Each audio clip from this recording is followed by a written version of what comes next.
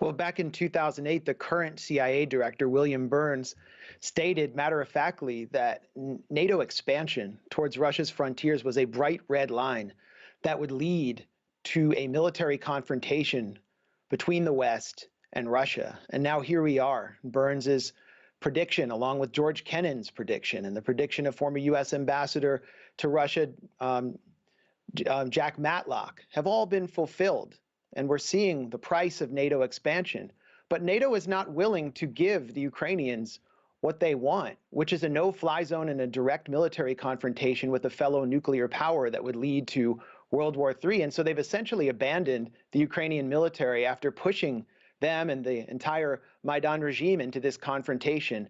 It really shows how the U.S. treats its so-called allies. And Biden's trip has been nothing short of a joke. He spoke to the 82nd Airborne, I believe, in Poland, and told them that you will see when you are in Ukraine, Ukrainian grandmothers fighting Russian soldiers, promising some kind of U.S. invasion. What kind of message does that send? The only thing the White House can say now is that the president is demented. And this follows all the gaffes that Kamala Harris committed. So what we are seeing right now is the real NATO and Biden strategy, which was elucidated by Niall Ferguson, a conservative writer, who said that he spoke to a senior member of the Biden administration who said they're seeking a long-term proxy war to extend this war for as long as possible. In other words, to fight this war to the last Ukrainian. Andrij Dobriansky, what do you make of that assessment? And also, the point that Max made, and that is that Ukraine is being abandoned by the West. That's not the case if you look at the amount of support that Ukraine has been getting from its allies.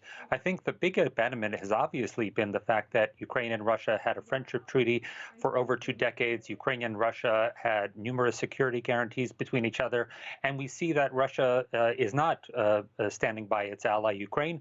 Russia instead is invading Ukraine. And the fact that we are now discovering images of mass graves in Russian-occupied territories, 64 medical facilities destroyed by Russia, that really demonstrates, who is not living up to their agreements, which is Russia. As far as the international community, you're seeing not only international aid come in, the acceptance of these displaced people, but even Israel making sure that there's a hospital set up in Lviv for all the children.